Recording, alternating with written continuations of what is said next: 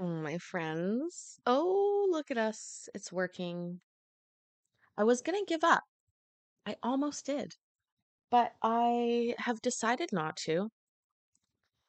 Dana's back again. I also made a decision. I am not missing Chinese food at all. No, no, you didn't miscarry. You're right. Um, I am going to make a special dinner for myself after we're done this live because I have the house to myself for one entire night and I can make as much of a mess as I and then clean it up. But nobody will be mad that I've made such a mess. So, no, I'm not getting the Chinese food. I'm making it.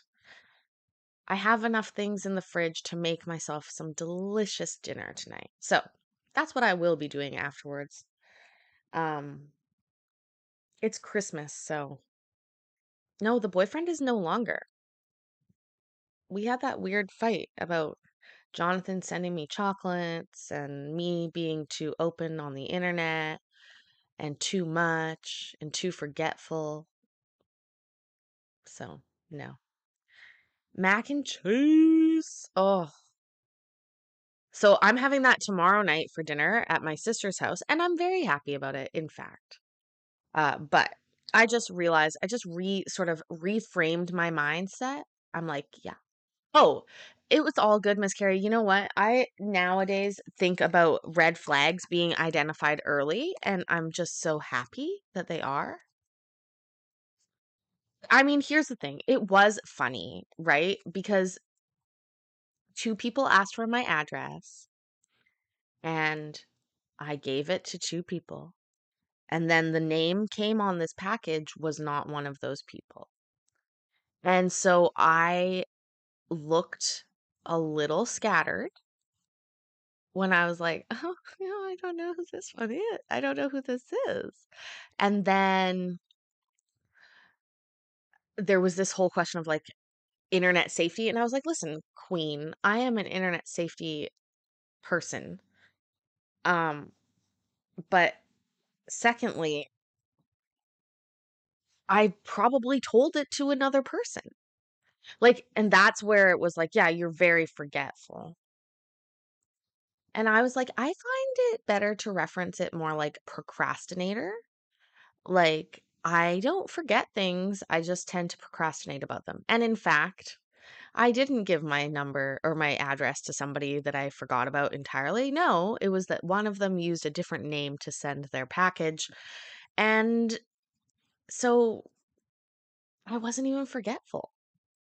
I guess that's the funny part to me is like, subsequently, I've realized that no, it was in fact exactly who I thought it was from.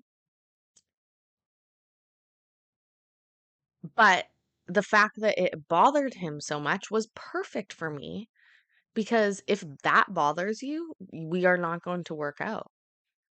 Because all the time I get packages I don't recall or I realize I deal with things different, etc., etc., etc. It's just weird. I don't even think it had to do with like jealousy. It was like a comment on my maybe laissez-faire attitude. I'm like, listen, I'm not dumb, but right? Like did you forget that I have an OnlyFans? Like, oops. I mean, you have to be okay with that, right? So, anyways, and it's totally fine. Like I said, um, while talking to that person was really fun, I have other really good people in my life to deal with and to talk to. And so I'm just quite actually happy that I don't have to worry about that. And again, if none of this makes sense to you, that's because maybe you don't realize these are like personal therapy sessions for me. The hive mind therapy, that's what we call it.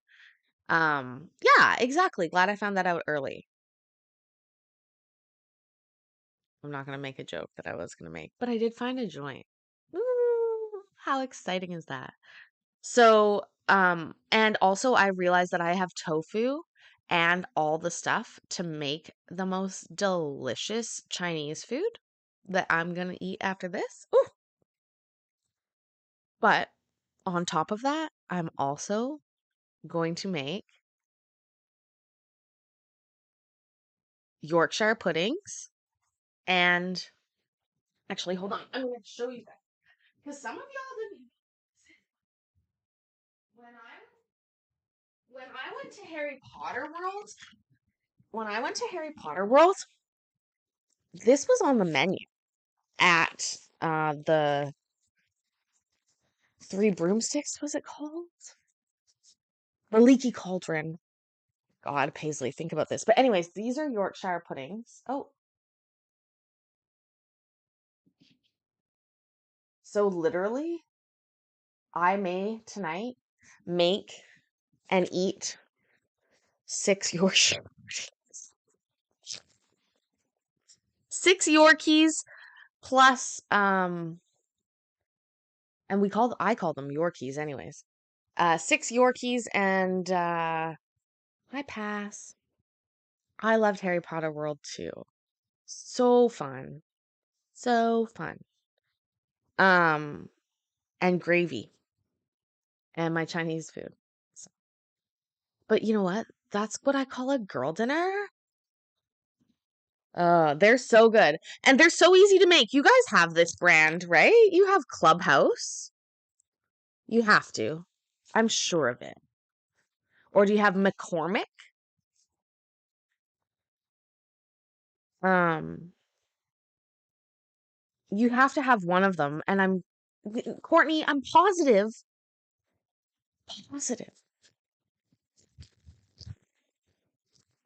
You're having Yorkshire puddings on. I know. And Victoria, I know how to make them without a mix too. Listen, I do. But, um, sometimes having these in the house is like the godsend, right? But McCormick makes these as well. Honestly, there's a section in your grocery store that has this, that has gravy and Yorkies. You just haven't looked at them. I promise you, there is a section in the grocery store that has them. I promise. I promise. I mean, we can't be that different. You and I, Canada to America. We can't be. I know this package is in French and English, and I know everything is a little different. You don't have a pudding, but it's not a pudding. Also, the recipe for this is literally like flour, water, salt. Is that not the recipe?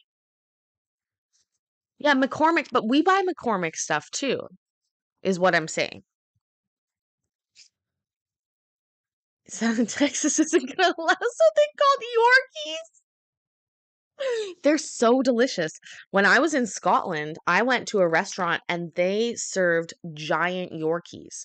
And so it was literally the size of a plate, like a dinner plate, and yeah, flour, milk, water. There it is, right there.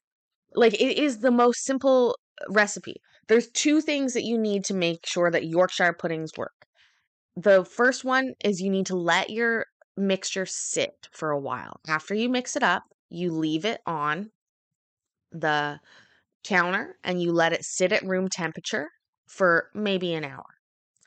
The second thing that you need to do to make sure that Yorkshire puddings turn out perfectly is you make sure you read the directions properly. So it's going to ask you for um, oil or drippings into the muffin pan. The muffin, the oil doesn't go in the batter, the oil goes in the tins, and you need to get it screaming hot before you put in the batter. So what that means is you're going to take the tin that's full of oil in all the little muffin spots. It's full of oil not full. There's a half a teaspoon of oil in each of them, but it covers the bottom. You pop it in the oven and you need to let it literally get scorching hot, as screaming hot as you possibly can. Smoking. It will be smoking. Then you quickly pull it out. You pour in your Yorkie batter from your on the counter room temperature thing. You put it in, you put it back in the oven as quick as possible, and you close the door and you can't open it again.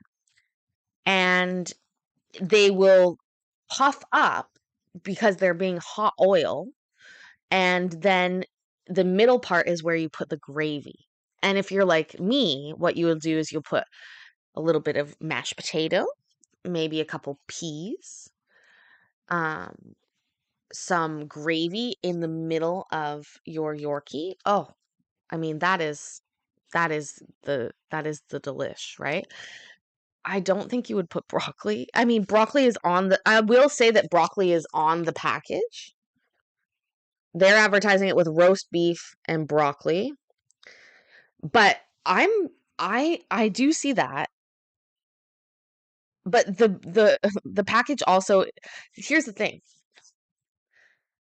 When you want, I can't believe that you haven't had this. That's shocking to me because again, first of all, it was not a good version. I got this in Harry Potter World. It was not a good version, I'm not gonna lie. Some people put egg in their Yorkie mix, and that's okay, but you have to be careful about making it a really eggy pudding. Okay? You don't want that. Oh, you guys, we should make these on New Year's Eve. We should all have grapes and Yorkshires. Because honestly, they are so easy. Like the fact that I'm buying the package is almost sacrilege because it is so, so easy to make. And like I said, so you pour it into the batter or you pour it into the oil. The oil's very, very hot. It's going to grow up and it puffs up like a Yorkshire. I mean, I don't know how quite to explain it. Like a muffin. It's a muffin almost, but the middle will be hollow. That's crazy. These are so common. I mean, like if you have a roast dinner, oh, the texture of it is like not puff pastry, no. The texture would be soft, not bread. It is not,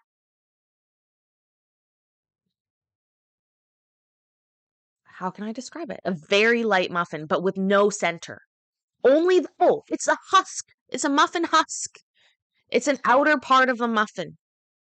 And um not a sweet muffin, please keep in mind. This is just savory or just plain. Very plain. There's almost no flavor to it. You add the flavor by putting gravy in it. That could be dangerous because they could you sometimes the gravy goes in so hot and it's like an explosion in your mouth. Not a dumpling. It's like a to order from Walmart and get it with 2 day shipping from Canada.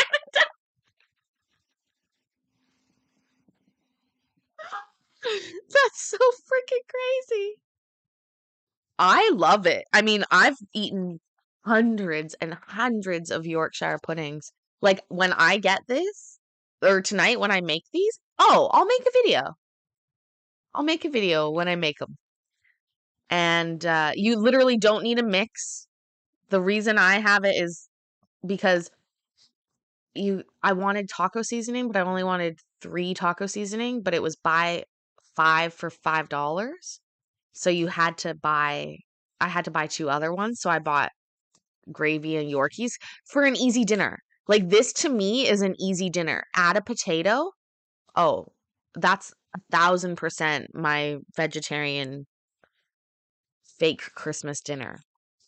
Um, wow. Yeah, I'll make a video of making it. It's so easy. Like I said, you literally mix this up with water, but you be careful because you don't put the oil into the mix, and a lot of people do that. But the oil goes into the pans, and the key factor is screaming hot. I know we need meat with it, but I'm almost a vegetarian. I'm not a vegetarian, but I could be. If the food provided to me was not meat, I would be fine.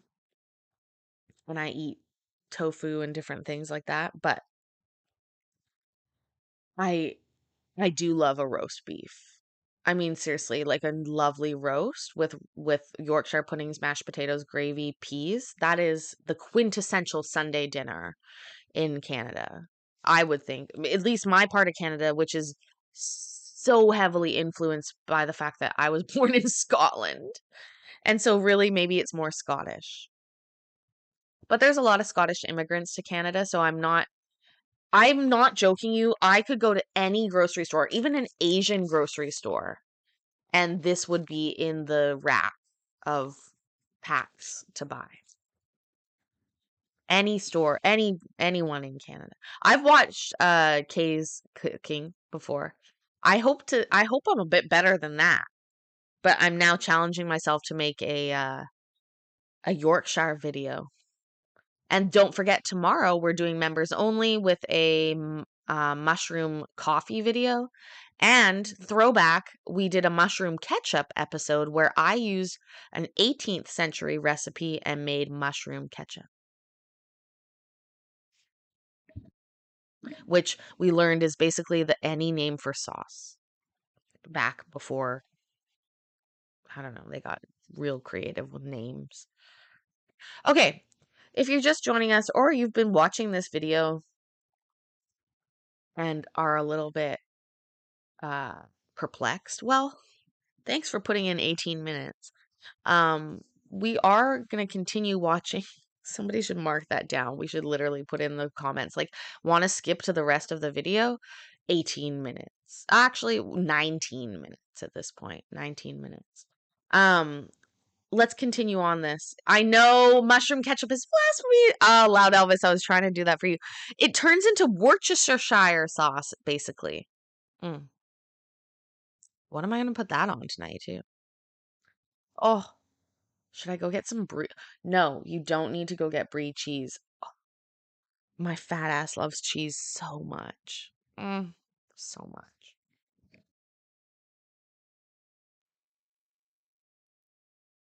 Oh, this is what I'm referring to him at the end of the school year. Okay. So from what time was he improving? Excuse me? When was he struggling and when did he start to improve? Well, he constantly struggles when he's on his mom's week because he misses a lot of school when he's over there. So during the school year this year, earlier in the year, um, he was missing assignments from the weeks that he was with her because he wasn't at school. Then when he got back with us on our weeks, then we would push and get him caught up. Okay, do you routinely help him with his homework? Yes. And is he permitted to turn in those late assignments to get caught up? Yes, and do extra credit, and he gets to stay over a half hour to actually get extra work done, so he can get his grade up. Like take quizzes is a retake quizzes is a big one that will get your grade up. And he does that at school? Yeah, he stays after too. Okay. Okay, I'm going to move on to some child support questions. Where are you currently working? I, I'm not really comfortable disclosing my work information to April Keeler. And why don't you want to disclose where you're working to Ms. Keeler? But I don't want her calling the rest of my job. And has she done that before? She has not, because she doesn't know where I work, but I know she will, or having someone show up to my work or something like that. Okay, so Loud, just remember tomorrow we're doing we're doing mushroom coffee. This right here. Mud water.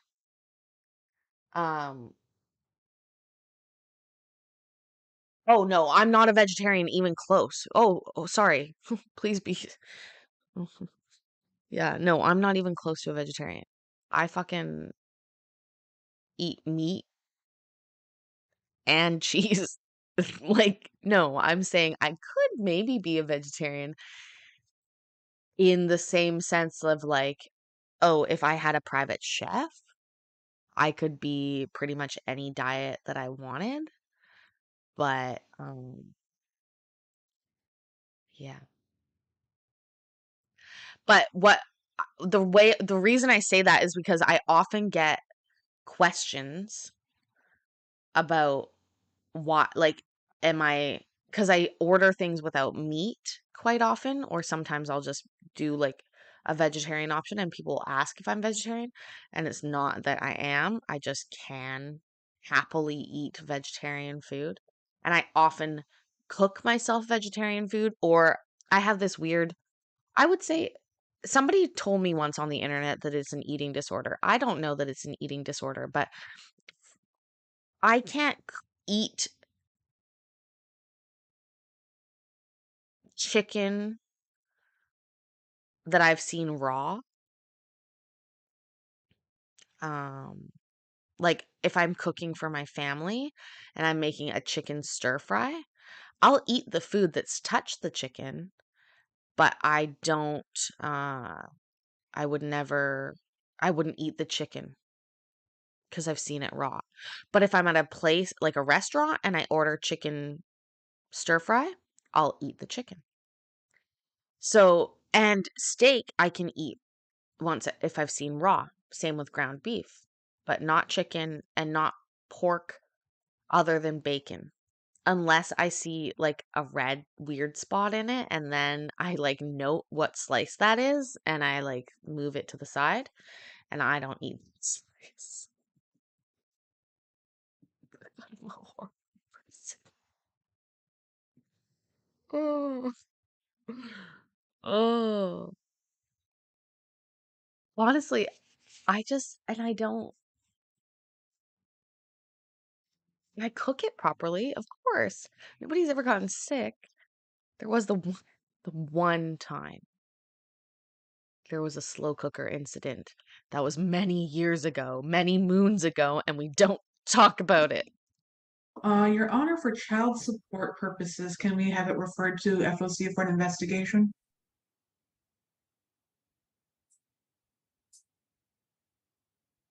Well, I think we could probably establish, without establishing the place he works, we can establish income and all of that.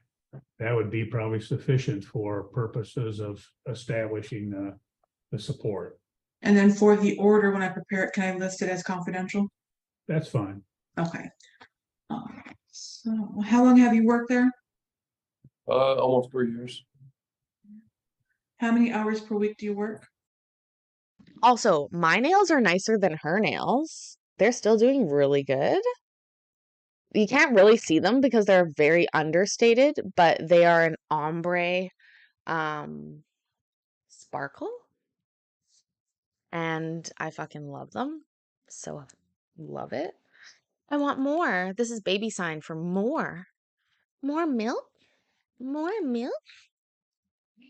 Why do I still remember baby sign language? I don't know. 40, And what is your rate of pay? 24. Is that consistent? Yes. Do you receive any sort of bonuses? No.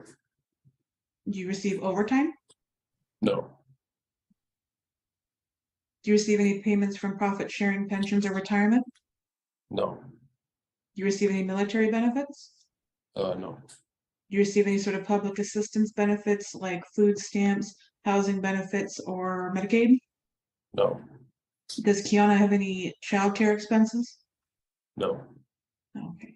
Do you have any uniform or licensing expenses or other costs that you must pay as a condition of your employment?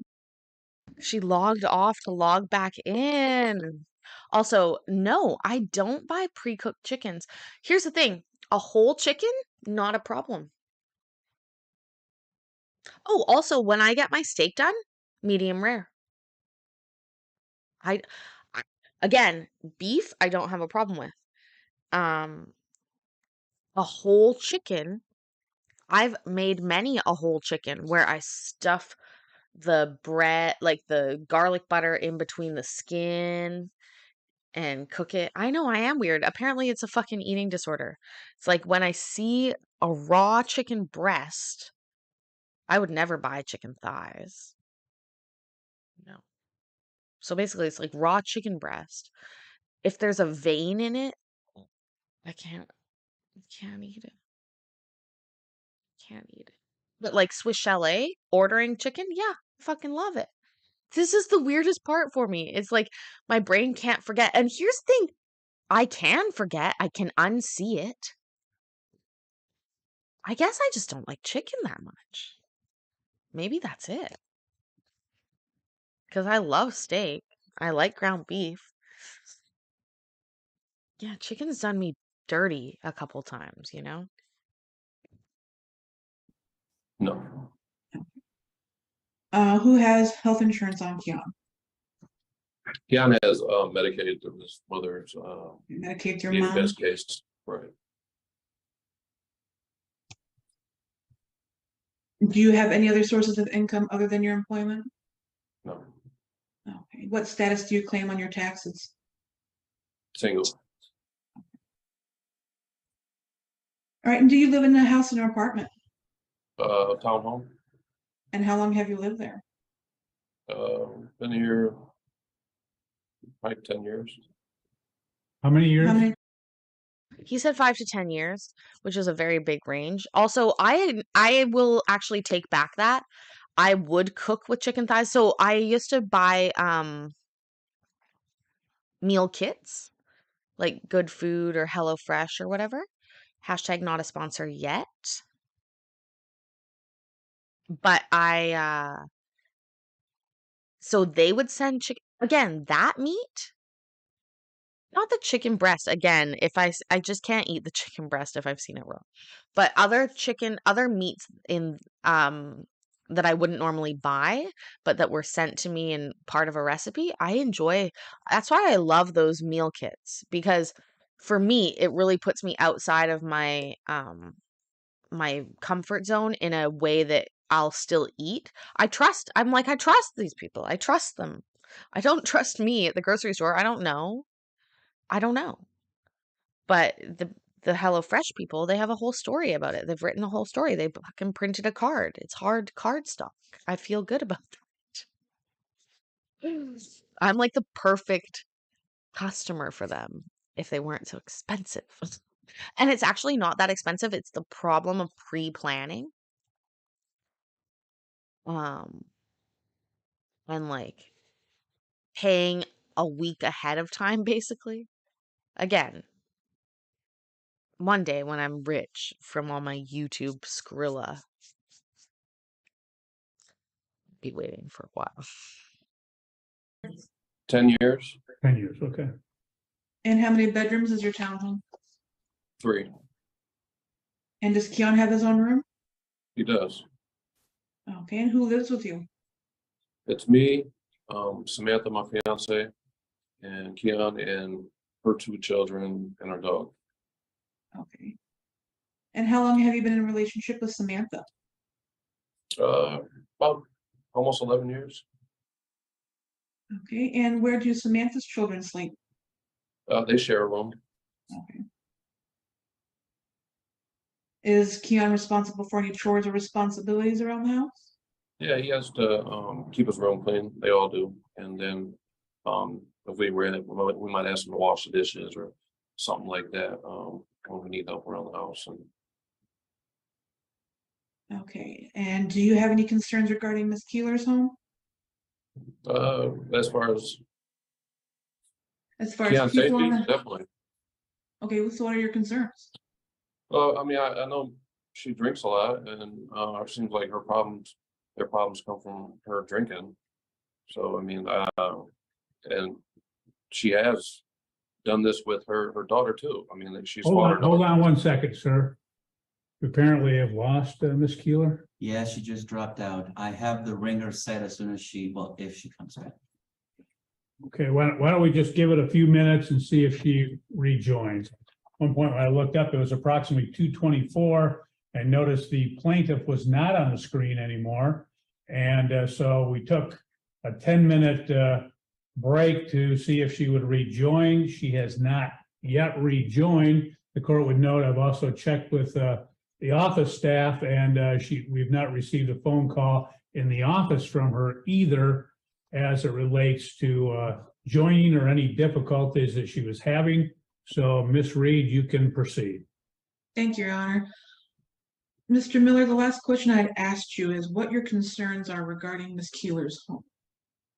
Just the physical parts that's going on there and her drinking, and it's not something new. You know, it's been an ongoing issue, or the alcohol, and um, I just fear sometimes, you know, it could get worse, you know, than what happened. And the last thing I want is for something to happen to her son. Okay.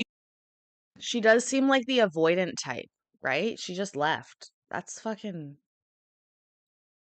I mean, why did she come? Do you think she'll pop back in? I don't know if she does or not. I don't know. Also, I just realized I can have pierogies tonight too. I'm gonna be so fat. And regarding her alcohol use, have you observed her alcohol use? Oh yes, we were together for a while, and then she was actually dating a family member of mine not that long ago, and she would be at, you know, family events sometimes, and And was she intoxicated at these events? but she's always intoxicated. How often do you see her?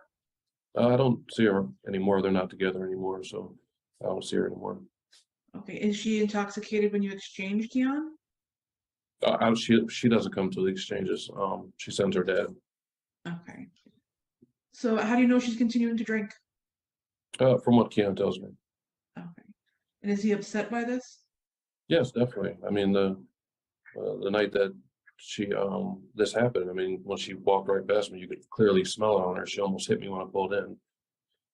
Okay. Do you use any illegal drugs? No, Do you use any marijuana or marijuana products? I don't. Do you consume alcohol?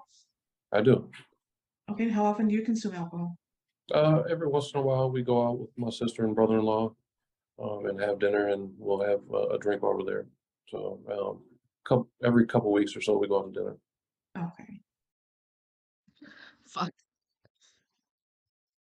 The sad point when you're jealous of somebody who gets to go out every couple weeks with their family or friends and have a drink with dinner.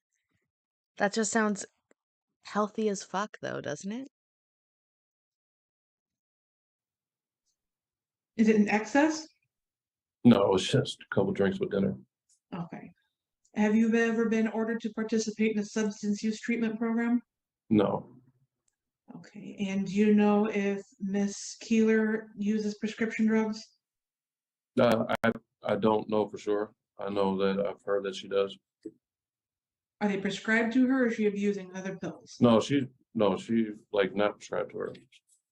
So they're not prescribed to her, you said? No, she's the ones that are supposed to be prescribed to her. She doesn't even take. She's supposed to take bipolar medication. Okay.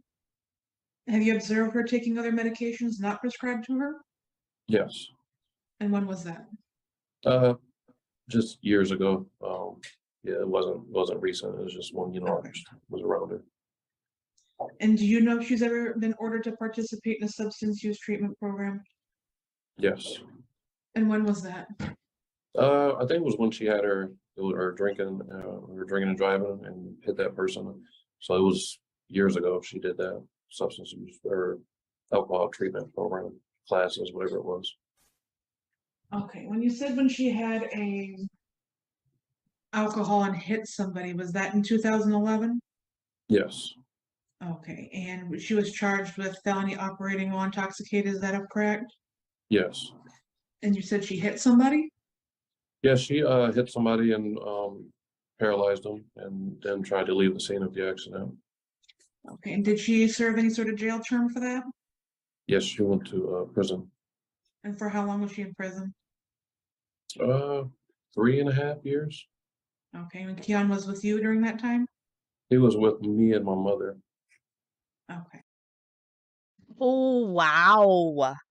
Oh, wow.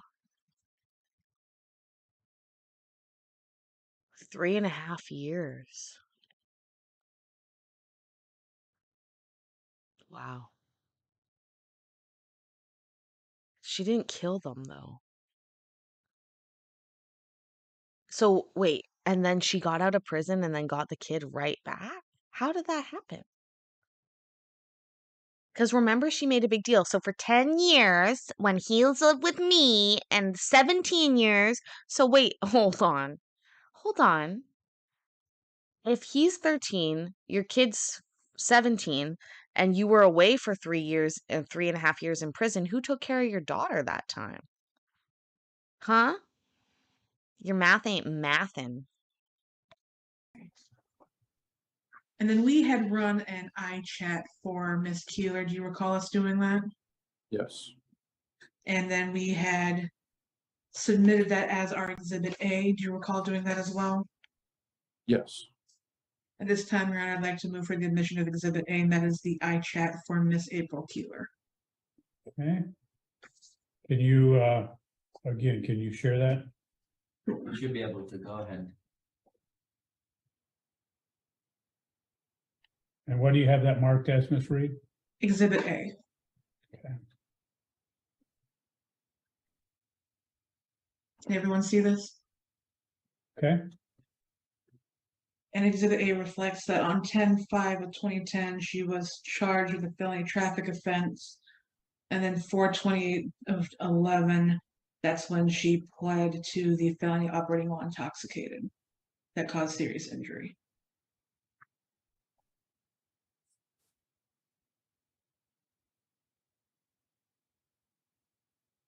May I stop share? yes.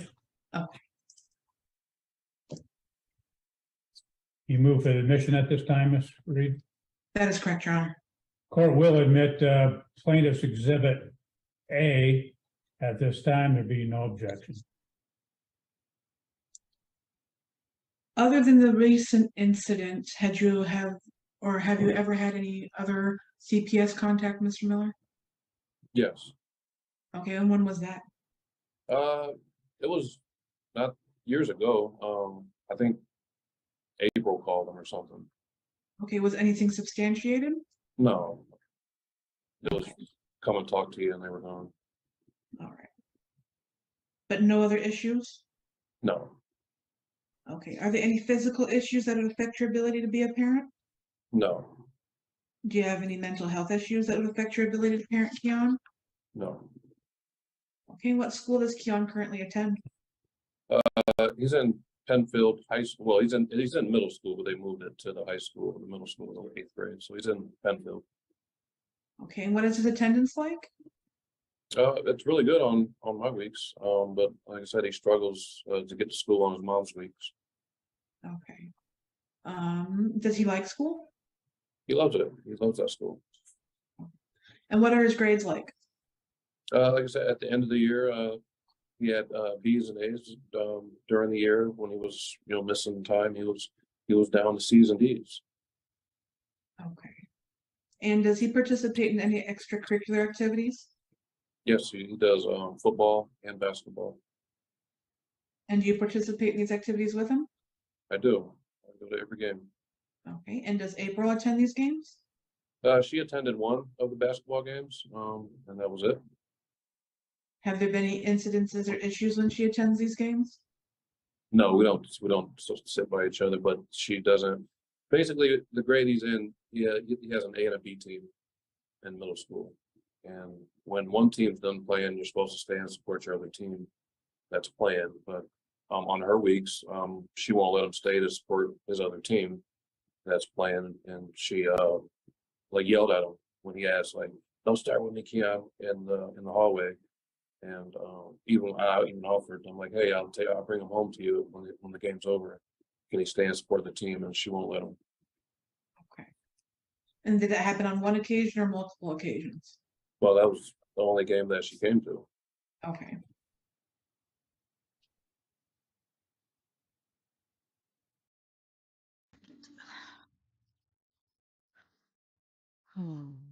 Bipolar is so difficult, especially if it's untreated or unacknowledged. But it doesn't explain all of this. There are plenty of people with bipolar that are excellent parents that work their fucking ass off to make sure that their kids are appropriately taken care of and thriving. So that's not an excuse, and I'm not trying to make it out to be. But I do think that it impacts, especially if she's drinking heavily. That's impactful on bipolar. You know, drug use, drinking is super impactful on somebody like that. And yeah, it's it's it's just the way that it is. But it doesn't have to result in this situation. Yeah, miscarry, exactly. You can't mix certain things. As I sit here and smoke weed, but I didn't take my ADHD meds today. I wasn't planning on it because it's Saturday, and luckily I'm an adult and I get to deal with that. But bipolar meds are different. You don't get to pick and choose which day you take those. That's the hard part. Are there any instances of domestic violence between you and April? There was, when me and her together, I think 07 or something, we had one. Okay. And who was the aggressor? It was her, but I went to jail for it. Okay. Were you charged with domestic violence? I was. And were you convicted of domestic violence? Yes, I think I did a fine or something. Okay. And do you recall what year that was again? I think it was like 07. Okay. But nothing recent? No, I don't, definitely not. Is there anything else you'd like the court to know? No, I think that's it. I think you covered everything. I have no further questions. Okay. I do, just briefly, sir.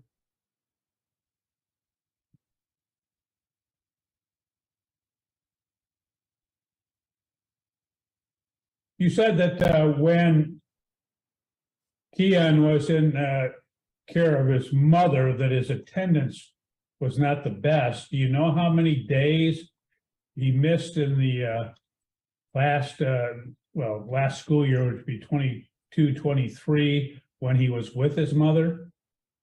No, I don't have the exact number of days. I don't want to give you misinformation, but it was, I mean, sometimes twice a week, once a week, it was just a constant thing. So, I mean, the days did rack up. Okay. When he'd missed when he was with plaintiff, when he would miss those, you said miss those two days a week, were those full days, or he was simply It was just a tardy, regular, or what? it was just a regular full school day. Okay.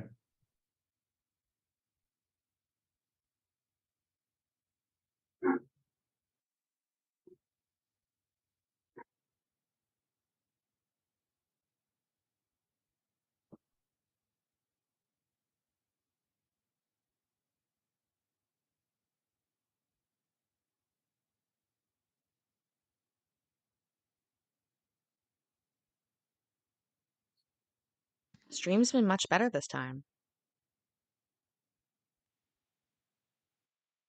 I should be careful and not jinx it. Dang it, Paisley, what are you doing? Hi, Hayden.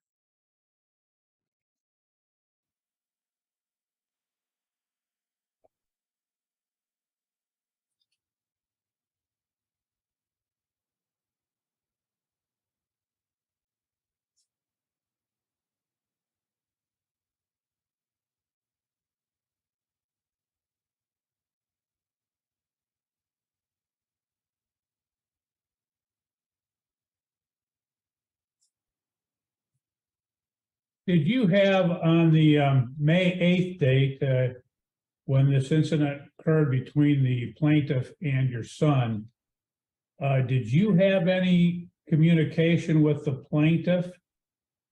No, she walked right by me and didn't speak when she pulled into her mother's house. Okay.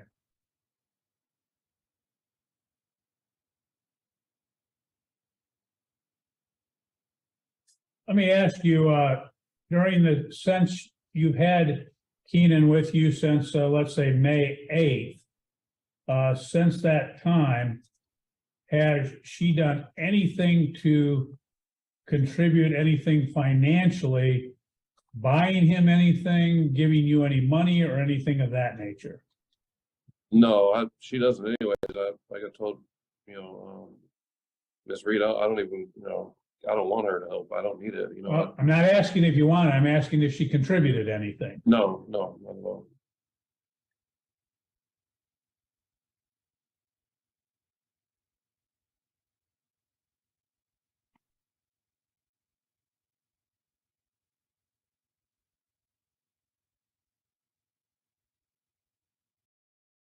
She can't imagine they would find in her favor if she didn't show back up, right? Or does she stupidly think that this will make them stop?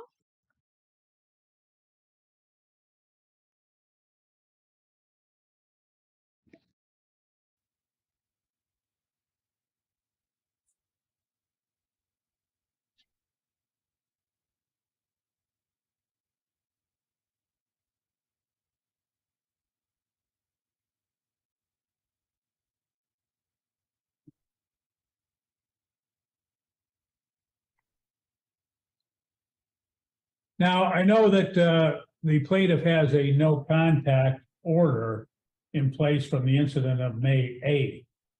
Has she attempted directly or indirectly to you? Has she attempted to make contact with Keenan? No, she has not that I know of. Okay.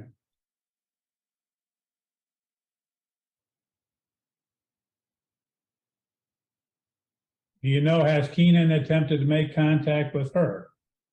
I've asked him and he said he hasn't. Okay.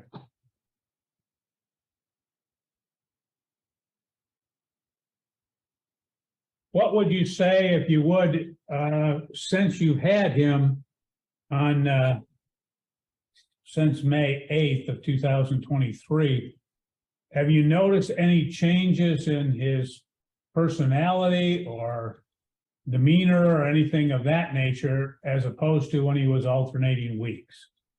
No, I mean, I just noticed that he just seems happier and that, he's not as reserved and shy like he was and very outgoing. And all of a sudden he has all these friends that he loves hanging out with because he can actually go there and has someone to take him to spend time with his friends. Okay.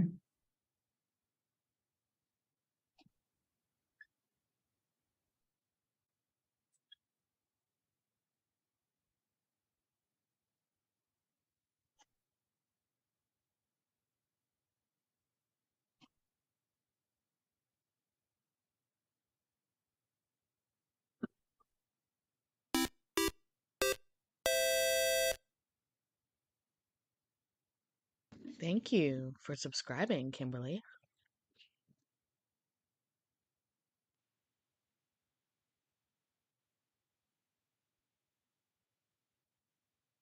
Does Keenan appear to enjoy being in your home on a full-time basis? He does. How do you know that? He's told us he loves it here. This is where he wants to live. This is where he wants to be. And honestly, to be frank, he told us that if he has to go back there, he doesn't think he's going to. And I know, I've tried to talk to him about that. Like, if the court says you do, you do. But he's adamant that he's not going back. Okay. You said you had Oh, if there's anything that can make a judge mad, it's telling them that the kid's already decided. Also, you're so sweet. I was worried there. I was like, oh, this is a giant piece of cake that you're eating. Or that was the Applicious that I bought yesterday and showed you guys yesterday. And that was yummy. That's gonna tide me over until the end of this live. Pardon me, when I will be making the girliest of girl meals and probably the biggest of messes. Love it. loving relationship with Keenan. How does he exhibit that? Oh, he he'll give you a hug and tell you he love you, and you can't get out the door going, you know, if you're going to the store or gas station or something real quick, he'll tell And Miss Carrie, you're right. At 13, he should have a say. But here's the point. You don't elicit testimony from somebody else when you could elicit better testimony from the person themselves. It's not appropriate for the judge to ask him what he wants, what his son wants, if he is going to ask him. So I don't know that they're going to ask the kid. I think it would be appropriate. I mean, we heard a judge the other day making arrangements to meet with a 5-year-old child. Ugh. Right? Pretty sure. She wanted to do it in person. Can't remember where I watched that. you, make sure he knows I love you every time before you leave, and every time you get off the phone. And like he'll come if me and Sam are in bed while watching TV. He'll come sit and just lay there and talk with us, and want to conversate and stuff like that.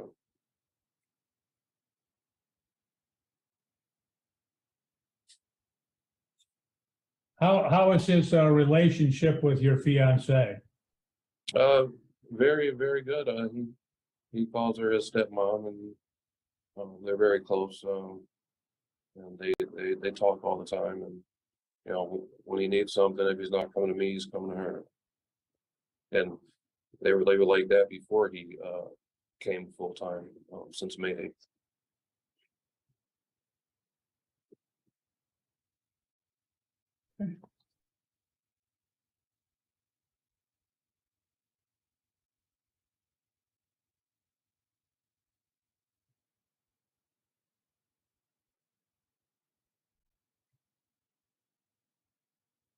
Is there anything else, sir, that you'd like me to be aware of?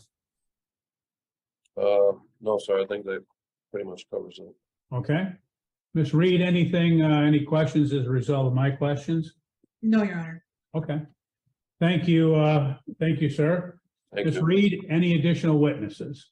Do we have Samantha in the waiting room? Yes, Snyder, right? Yes.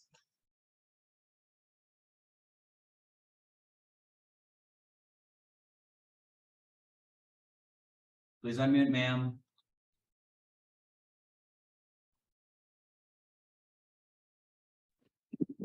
Here, can you hear me? Yes, we can. Okay. Ms. Snyder, we're going to have you raise your right hand. We'll have you sworn in, then we're going to ask you some questions. Okay. Ma'am, do you solemnly swear or affirm the testimony you're about to give shall be the whole truth and nothing but the truth? Yes. Upgrade, but he's got a type. Right? He's got a type.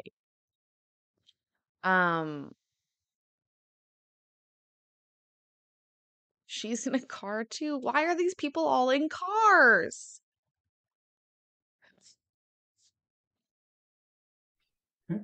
Go ahead, Ms. Reed. Good afternoon, Ms. Snyder. Can you state and spell your name for the record, please? Samantha Snyder, SAMANTHASNYDER. Double S. Double S, Samantha Snyder.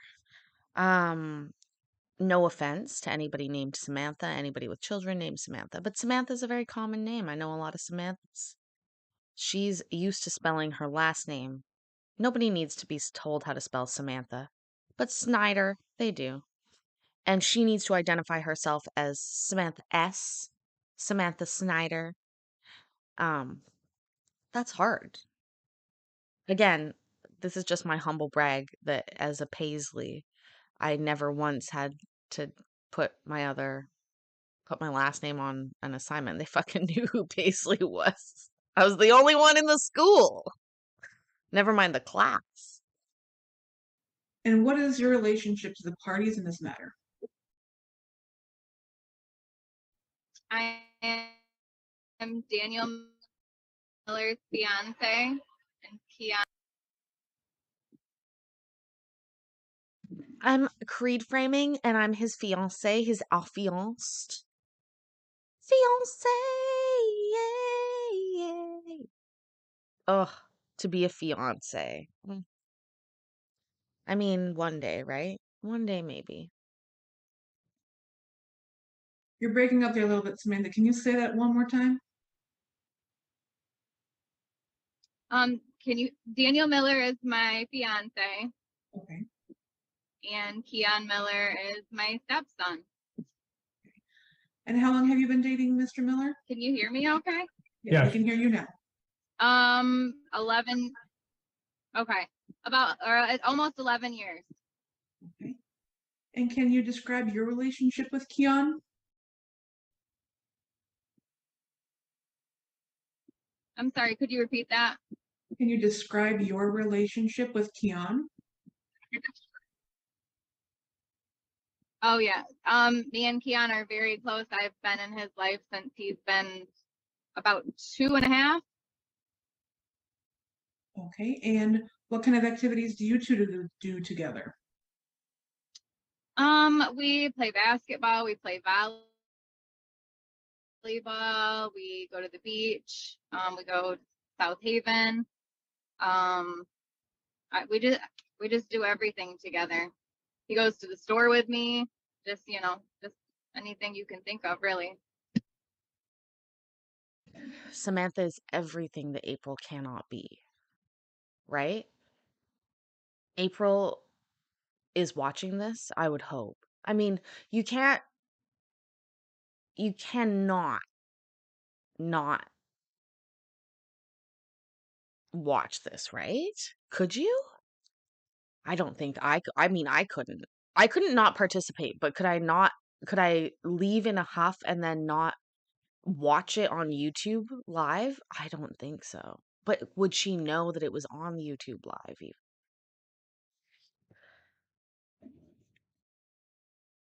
Also, just in case anybody's keeping track.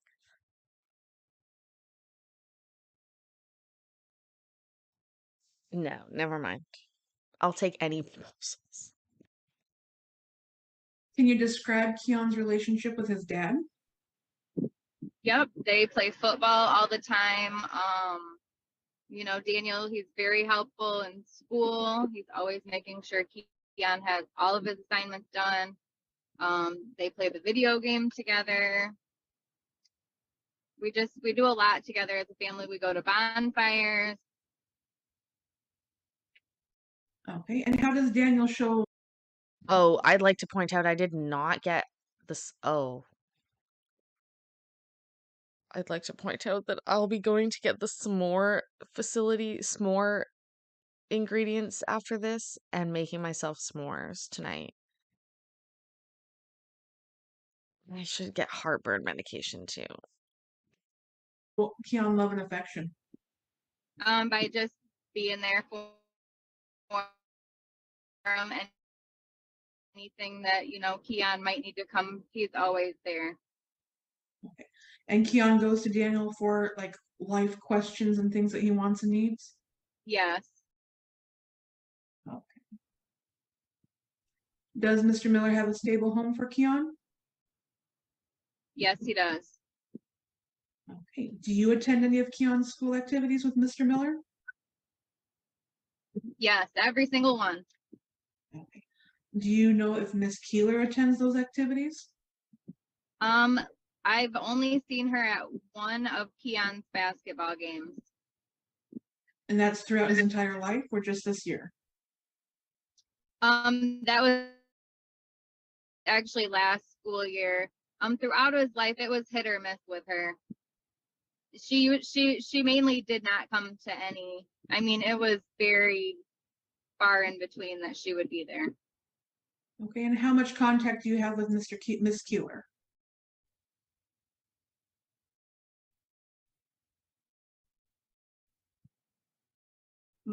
Did you hear my question? My contact with her? Yes. Did you hear my answer? How much contact do you have with Miss Keeler? I have zero contact with her. She has my phone number blocked. Okay.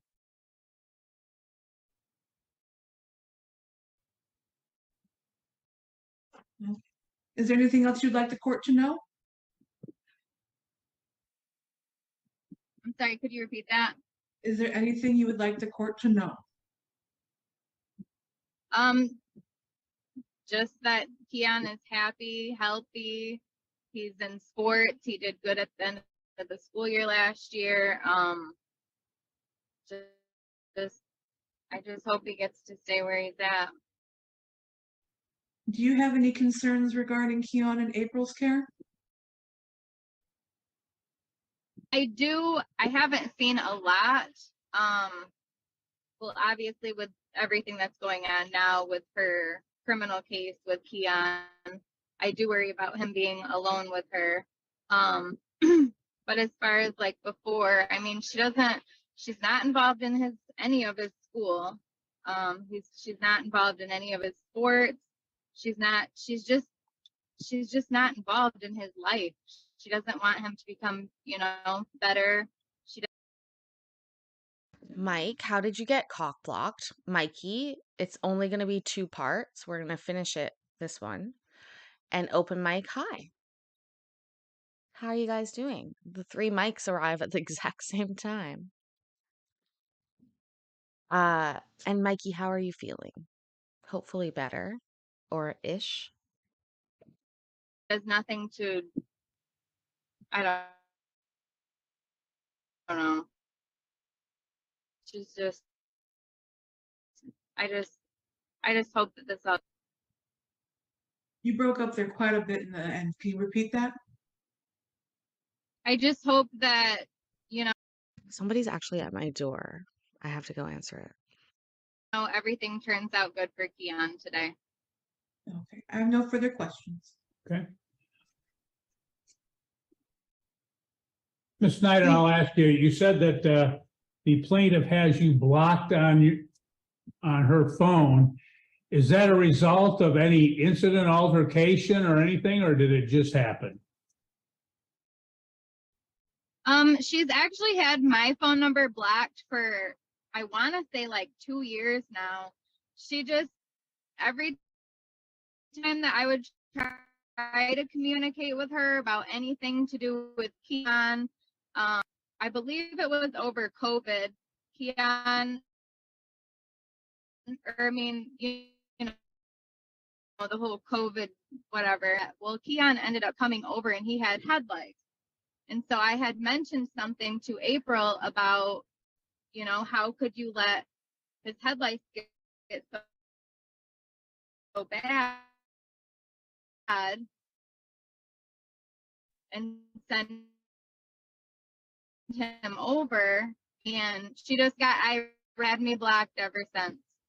Okay. You broke up a little bit, ma'am, so I missed some of that. So you said there was an incident after COVID when she came over and you confronted her on the issue of head lice. And I think you were saying that that's when she blocked. Oh my God, I was gone for fucking 1 minute. It was not the police at the door. It was somebody else. I just normally don't answer the door, but there's nobody else here, which I probably shouldn't say. There's somebody else here. They're just lazy. Uh, did they have lice? That's not good. But lice is pretty common. It doesn't actually is attracted to clean hair more than dirty hair. I'll say that. Yes, I'm safe and sound back. It was quite a knock. I'll say that. I was like, at first I left and then they knocked again and I was like, Blocked you, is that correct? Yeah, she became very irate with me and blocked me. Although she did unblock me towards the end of the school year to let me know that I needed to come pick Keon up and take him to school. Okay, so there was one time when she unblocked you, she contacted you about taking Keon to school? Yes. Okay.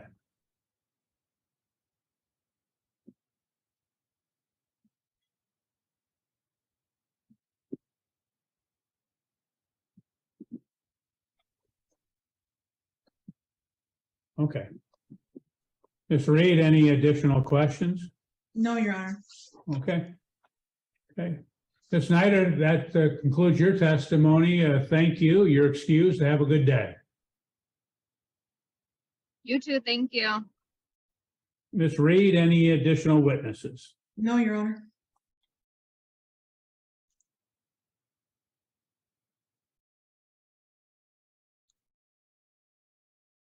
Okay, then at this point, we'll conclude. Do you have any closing argument? Yes, Your Honor.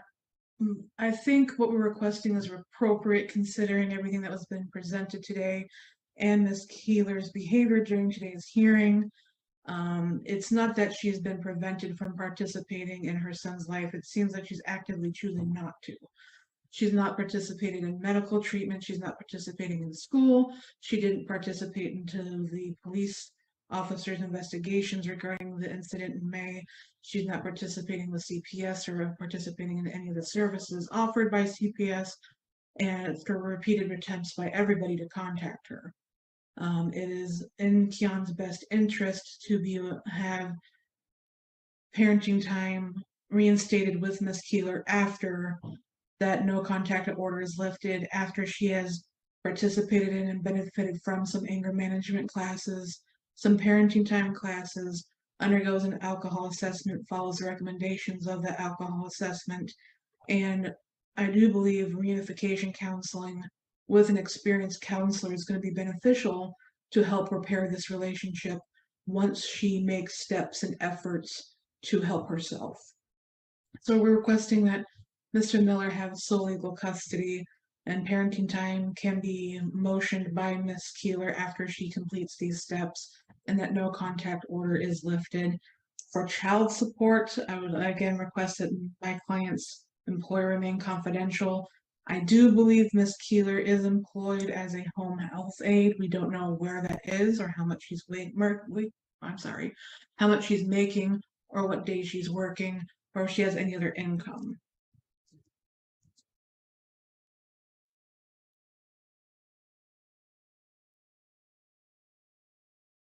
Okay, thank you. Well, in this particular matter, as Ms. Reed notes, the first task of any court in a custody case, and the court will note that, again, there is currently a custody order for custody, parenting time, and support that dates back to 12/14/2020, and that did grant the parties joint legal and joint physical custody on alternating weeks as well as holidays. The court will note there was quite, I guess you'd say, there was a lot of testimony in this matter that predates that order, so the court's not going to delve into much of that or give much substance to that, because the court is directed that the court has to go from the date of the last order unless the conduct or behavior that's being testified to is in fact to show some sort of a habit, routine, or other course of action on the part of a party. So the court's not going to go back beyond really that particular date. I know that, again, there was substantial testimony in this regard concerning that, but I'm going to go to that date and then go forward. In any case, the first job of the court, first task, is to determine whether an established custodial environment exists. An established custodial environment exists if over an appreciable time the child naturally looks to the custodian in that environment for guidance, discipline, necessities of life, and parental comfort. The statute provides that the age of the child, the physical environment, and the inclination of the custodian, and the child as the primacy of the relationship shall be considered. Court can look at and note that there is the mere fact that the child is primary in one residence insufficient in and of itself to establish a custodial environment, because the custodial environment can exist in more than one home. This is important because when an established custodial environment exists, the legislature have enacted a clear and convincing evidence burden of proof to minimize the prospect of unwarranted or disruptive change of custody and to erect barriers against removal of the child from an established custodial environment. In this particular matter, the court, again, has heard the testimony in this case. There was an incident that occurred back on May 8, 2023, where the defendant was contacted at approximately 9:30. He said he was in bed, that he took the phone call, that it was from the child's grandmother, and that the child was crying and wanted to be picked up. He went over to the house to pick up Keenan, take it at the grandmother's house, that he was almost struck by the plaintiff going out of the driveway in her vehicle, that at that time there was an altercation that occurred between the plaintiff and Keenan, that when he got there, he said he noticed that Keenan's face was red, his neck was red, and he had scratches on the back of his neck. There was, again, allegations of parental abuse that were investigated, or at least attempted to be investigated by the police department, that the plaintiff did not cooperate with the police department. When they went to her home, she talked to them through the door, did not open the door, did not allow them in, did not come out of the house. And at some point, she discontinued and failed to communicate with them at that point.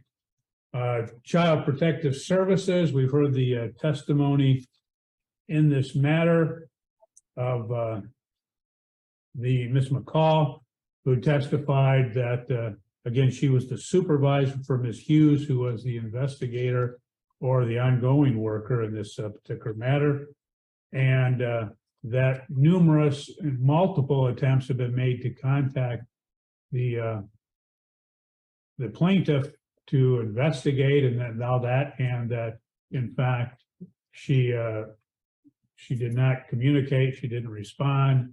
Even on one occasion, they did talk to her other 17-year-old daughter, and there was no, again, there was no communication back by her as it relates to the investigation. Court notes as well that it does appear, based upon the testimony, that Keenan has been testified to by the defendant father, as well as testified to by Ms. Snyder, that Keenan and his dad have a very good relationship, a close bond, that I think Ms. Snyder said that at times Keenan will come in, simply be with the defendant, simply talk to him. The defendant had talked and testified as well that Keenan will talk to him. He'll be able to talk over things that are happening with Keenan, that he is able to give him some direction. He talked about discipline, that he would, in fact, give options to Keenan and say, okay, you know, hey, you did this wrong. What do you think? We can do this, we can do that. That they talk about the discipline. There's testimony has been, as far as it relates to necessities of life and the material things, the defendant testified that since the May 8th date, the plaintiff has not contributed in any way to the financial assistance of Keenan. He stated he didn't want it, but he testified as well that it had not been offered, and she had not provided any assistance for Keenan as well. Based upon this, the court does believe that there's an established custodial environment with the defendant father in this matter. Court does note it's been a minimum time. We're talking approximately just over 2 months, but as I go through the factors, the court will highlight some of the other factors that go to this issue as well. But notwithstanding that, as we go through the factors, we'll be able to, again, highlight this a little better. First factor is the love, affection, and other emotional ties existing between the parties involved in the child. The court will note that it is now in this matter is 3:10 p.m. that at approximately 2:24, the court noticed that the plaintiff was not on on the video conferencing at that point. The court waited 10 minutes. That in fact, she is still not joined or come back into this hearing. And the court will find that as a result, she has abdicated various substantial responsibilities in this matter, and her has failed to and has declined to present any evidence on her own behalf as it relates to any of the factors or anything in this matter, notwithstanding the fact that she had every opportunity and the ability to do so. She's not rejoined, she's not contacted the court's office, et cetera. And now it's been approximately 40-some minutes and she still hasn't joined. Court notes that talking about this matter, then the testimony of, again, the defendant and Ms. Snyder testified again about the loving relationship that the defendant and Keenan have, that again, the defendant testified that again, he'll hug the defendant, he'll tell him that he loves him, that he wants to go with him when he leaves the home and goes some places, etc. And the court does note that again, it does appear that at the best that there's a strained relationship with the plaintiff and Keenan. So the court will find that this factor does favor the defendant father. Next factor is the capacity and disposition of the parties involved to give the child love, affection, guidance, and continuation in the education and raising the child in a particular religion or creed. There's been testimony by the defendant that he doesn't have any religious involvement. As a result, the court will not consider that. The court will, however, note that, again, it does appear that the defendant has the capacity and disposition to provide Keenan with love and affection and guidance, as we've previously stated.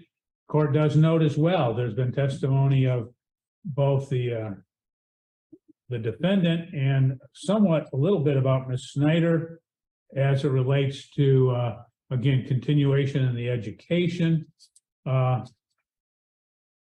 Ms. Snyder did state that Keenan's happy, healthy, does good in school, or he did good in school.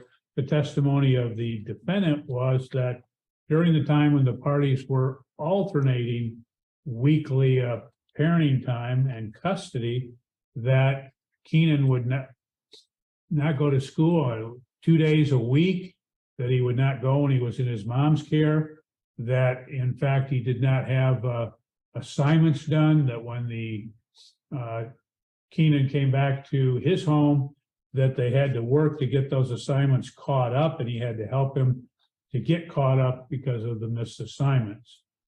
As a result, the court will find that the defendant this factor does favor the defendant father. Next factor is capacity and disposition of the parties involved to provide the child with food, clothing, medical care, other remedial care recognized in the place of medical care. In this case, the testimony has been that, again, the defendant testified he was the one that makes the doctor's appointments, that, in fact, in the instant He's not the defendant, though, is he? I thought he was the moving party. That's confusing. evening that this incident occurred back on May 8, 2023, that the defendant was the one that took Keenan to the hospital to get medical attention after he had already been administered some first aid at the scene by ambulance. He did take him to make sure that there were no difficulties or problems with breathing. As he stated, he testified as well that he had, when the parties were alternating, that he would provide and he would go to the doctors and he would go to those particular appointments. The court would note, as I've mentioned previously, that since the incident on 5/8/23, the plaintiff has not provided any financial assistance for Keenan's care, and as a result, the court will find that this factor does substantially favor defendant father. Next factor is the length of time the child has lived in a stable, satisfactory environment and desirability of maintaining continuity. The testimony has been in this particular matter that the defendant's home is stable, that he has he lives in this townhome that he'd been in for approximately 10 years. It's 3 bedrooms. He lives there with his fiancee, Miss Snyder, and her 2 children. Her 2 children share a bedroom, and Keenan has his own room. And the court would note that, again, there's no testimony from the plaintiff as to this particular factor. So the court can only extrapolate that, again, based upon the testimony, that this factor does, in fact, favor the defendant father. And I do that with the view that, again, there was obviously turmoil in the plaintiff's home or when she had the child that led to this particular incident occurring in May, in which a PA 53 and a no contact order went into place, and she could not have contact with Keenan. Next factor is the permanency of the family unit existing or proposed custodial homes. In this matter, the testimony of Ms. Snyder and Mr. Miller has been that they have been together for approximately 11 years. She is his fiancée, and it doesn't appear that there is any again, lack of permanency or any potential upheaval in that home. In the plaintiff's home, the court doesn't have any testimony as to the permanency of the family unit in the home. So the court will find that this factor does weigh in favor of the defendant father. Next factor is the moral fitness of the parties involved. There's been testimony of the defendant that the plaintiff has an alcohol issue. He referenced that there was, again, an incident that occurred prior to the last order in this case. I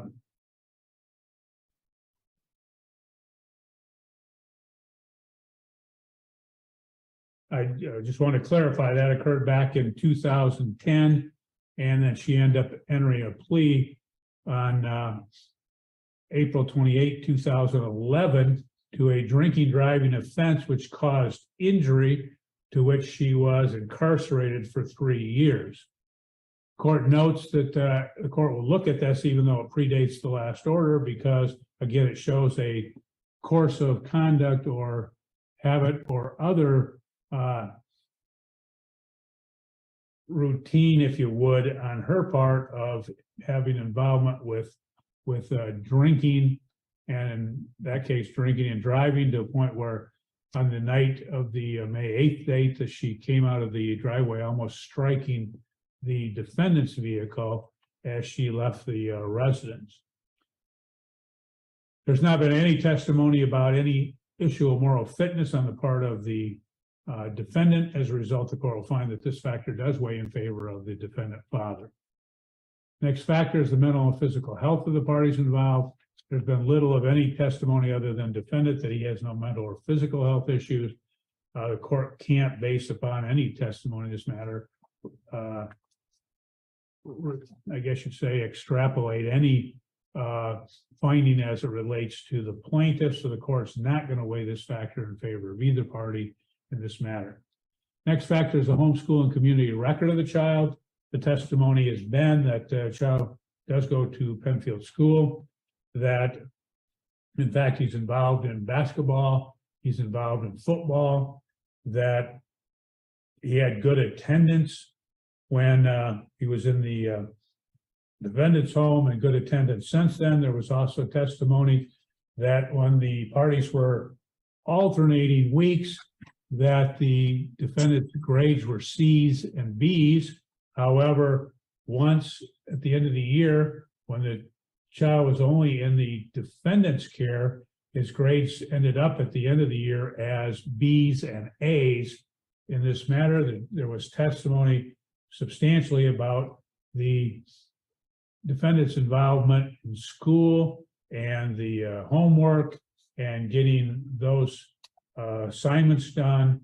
and all of that, and we don't have any testimony from the plaintiff as it relates to this, but again, we can always expound on the fact that Keenan missed 2 days a week when he was in her care, that he had missed assignments that necessitated the defendant catching up on that. As a result, the court will find that this factor does fit. I wonder if the official record's going to be messed up because he's not identifying them properly. Like, it's gone too far at this point. Like, it's so fucked. I'm here. I'm eating. I'll turn the camera back on too. Favor of the defendant father. Next factor is the reasonable preference of the child. If the court considers the child to be a sufficient age to express a preference. I did have opportunity to speak to Keenan, and court does find him of sufficient age and maturity to express a preference. I'm taking that into consideration. Next factor is the willingness and ability of each of the parents to facilitate a close and continued parent-child relationship with the parent and the other child. In this matter, the court will note there is very little testimony about this. It does appear that when the parties were alternating weeks, that they were able to accomplish that, being able to do that. And as a result, the court will find that this factor does not weigh in favor of either of the parties. Next factor is domestic violence, regardless of whether the violence was directed against or witnessed by the child. Obviously, in this case, there would have been some testimony about a domestic violence incident occurring many years ago when the parties, before the last order in this case involving the parties. But in this particular case, there was directly testimony by Ms. McCall, by, again, Officer LaValle, as to, again, domestic violence directed by the plaintiff against the minor child. Testimony was that by Officer LaValle that she got a report, or she responded to that. She noted that Keenan had scratches the back left side of his neck that he had been being administered to by first aid, and that there was testimony of the defendant that consistent with that, and that he took Keenan to the hospital, again, to eliminate a possibility of any other injuries. And as a result, the court does find that to be very significant and substantial, and will weigh this factor substantially in favor of the defendant father. Next factor is any other factor considered by the court to be relevant. The court notes in this matter that I probably addressed all of these particular factors, but the court is, Your again, Honor, I think we lost my client. oh, Yeah, we just lost him just now. That's him.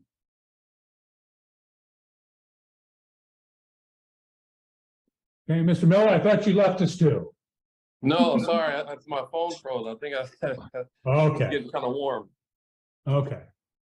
The last factor is any other factor considered by the court relevant in the particular dispute. The court does note in this matter that, again, looking, I've addressed most of it in the other factors, but I do note in this matter that Ms. Snyder testified that she'd been in Keenan's life since he was approximately 2.5 years old. That again, there's a good family unit with her children and Keenan, and she testified about the close relationship that she has with him. The court notes that again, what the court deems that to be somewhat relevant. Also relevant is the fact that the plaintiff, throughout the course of this proceeding, commencing with the incident that occurred on May 8, 2023, she's effectively not participated in anything.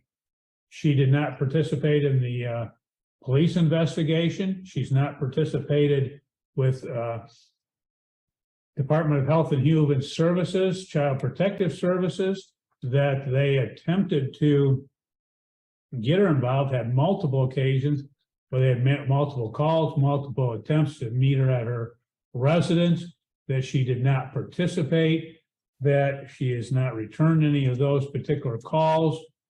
And again, then leaving the hearing today and not rejoining, it does appear that she has in fact abdicated any and all involvement with Keenan in this particular case. So the court is taking that into consideration. In this matter, the court would note, which I didn't note when I was talking about the domestic violence, the court would note that CPS and their involvement did substantiate parental abuse in this particular matter, and I wanted to make sure that I address that going to factor K.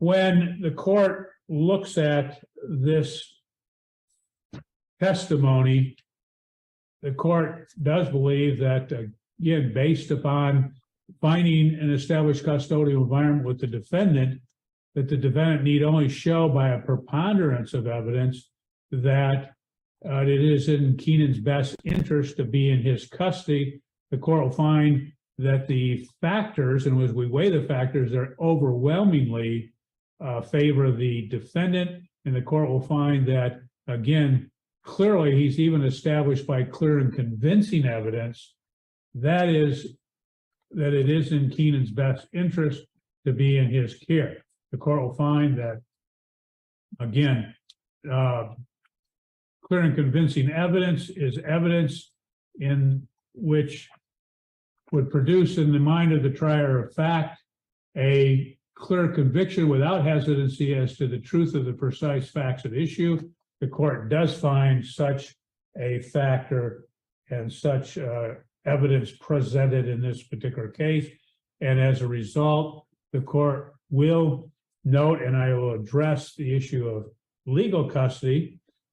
In this matter, the testimony has shown that the plaintiff has failed to communicate with the defendant. He has testified that, again, she has blocked him on her phone. Ms. Snyder has testified that she's been blocked from plaintiff's phone after simply an incident bringing up the issue of head lice to her, and that she was blocked. However, the court would note that when the plaintiff did want to communicate with defendant or Ms. Snyder, that she would unblock him for purposes of doing that and then block him again. So clearly she has not attempted to or wants to communicate. And as a result, what the court believes that it is appropriate that the court will grant to the defendant sole legal and physical custody in this matter. As noted at the commencement of this proceeding, the plaintiff does have a PA 53 and a no contact order in place, that she cannot have contact with the child because of the pending charges. But in this matter, the court does believe, based upon her behavior, based upon her interest and willingness to be involved, to participate and, again, receive any more part of services that would, in fact, prepare her to have Keenan back in her care, and that she has failed to do so, that the court does believe that it is appropriate at this time that the court not grant any parenting time until such time in the future as she should petition and the court find that it is appropriate to grant parenting time.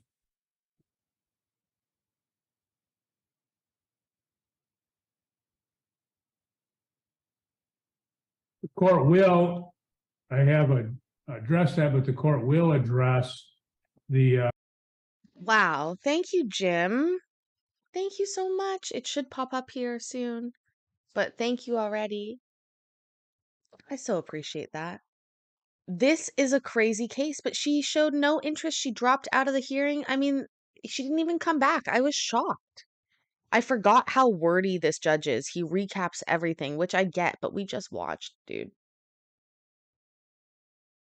So it's sometimes like a little overkill because I was looking at the time. I was like, oh, 35 minutes. She's come back, right? I was like, that's what's going to keep it that long. Otherwise, this is a one and done. Easy, easy out. But then I remembered, ugh, Brian Kirkman. He likes to recap every play down to the minute when she left. And I'm just going to be honest, I think we noticed that she left about 4 minutes before they did. But particular parenting time factors, just for purposes of getting those on the record. And parenting time is to be awarded pursuant to MCL 722.23A, and the court has to go through the various factors in this matter. Those factors being: one, special circumstances or needs of the child, which there are none at this point. The child is age 13, so the second factor is not applicable. Next factor, likelihood of abuse or neglect of a child during parenting time. Clearly, that factor would preponderate in not having parenting time. Likelihood of abuse of a parent during the exercise of parenting time. There's been no testimony about that. Next factor, inconvenience or burdensome impact of travel. There's been no testimony about any of that, so the court will not consider that. Next factor is whether the parent is reasonably expected to exercise ordered parenting time. Again, there's been no testimony that the parties, when they were switching on an alternating basis, that the plaintiff didn't exercise parenting time, so the court will take that into consideration. Next factor is whether parents frequently fail to exercise parenting time. And again, I'm not going to ascribe anything to the plaintiff in this matter because she has a no contact order, and there's been no threatened or actual detention of the child, so that's not applicable either. Although any other relevant factors, as there was under the Child Custody Act, the court will note that the plaintiff has done nothing in an attempt to reestablish contact with the child or to have placed herself in a position where she could have parenting time, and the court's taking that into consideration as it relates to my determination that there should be no parenting time awarded in this case. The court will proceed with the little that I have as it relates to child support. The testimony of the defendant is that he works 40-hour week at $24 per hour, that he has no bonuses, no overtime, no other benefits in this particular matter. We don't have any testimony other than mentioned in closing, but the court does note that based upon the current labor climate, as court does every week in dealing with instances where parties are not employed and not paying their support obligations, that in fact there is substantial need for employees, that in fact almost every business has a help wanted sign, and that is probably the best time ever in history to get employment. So whether she is employed or is not employed, the court will note that she does have the ability to acquire employment. The court will note as well, we don't have any notice as to what her income is, but the court can, based upon, again, the business and job climate, can impute income of $15 per hour to her, which I will do at this point for purposes of getting the support again instituted in this matter. If it turns out in the future that there's other information as to her making greater income than that, the court would take that into consideration for purposes of modification as well. With that, I believe that the court has addressed all of the issues the court needs to address. Ms. Reed, is there anything you believe that the court has missed or have failed to address before we conclude? Will the court be ordering Ms. Keeler participate in any anger management, parenting time classes, or an alcohol assessment before she petitions the court for a reinstatement of parenting I'm time? I'm not gonna address any of that at this time because I've not ordered any parenting time. That the court will address that at that time if it's appropriate. Okay. I don't have any questions. Okay, Ms. Reed, I'll ask that you would prepare the appropriate orders, submit those to the front of the court for approval, and then to the court. Mr. Miller, best of luck to you. I hope everything works out. And court will conclude this matter at 3:34 p.m. You're free to go. Have a good day. I got the paperwork showing that. Wow. They put a little thing at the end there. Guys, that is incredible. I am shocked that she didn't come back.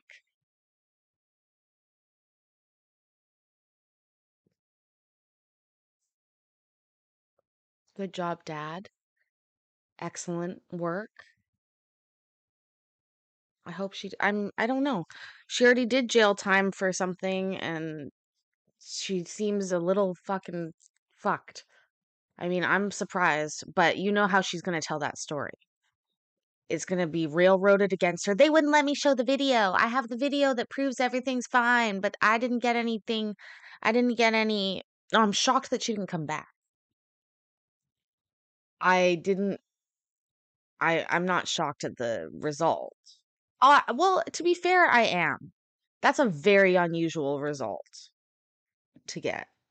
If you go to the hearing, the likelihood of you getting 0 parenting time at all, she would have been issued to do all those classes, to do all that stuff, but she would have had a glimmer of hope. She would have had a roadmap to parenting time, and she didn't stay for it. And so he didn't even have to do it. In fact, she basically totally sealed the deal for Dad. Anyways, you guys, thank you so much. We're gonna do I'm gonna maybe make that video later about Yorkshire puddings because that sounds lots of fun. I appreciate that you stuck with me through the computer crashing and we had to restart. But please remember that I love you. I'm proud of you. And I will definitely see you tomorrow because we are going to be having mushroom coffee for our members only, as well as something else. Oh, Sunday Court Watchers Anonymous, Christmas Eve edition. Anyways, I love you guys. I'll talk to you soon. Bye.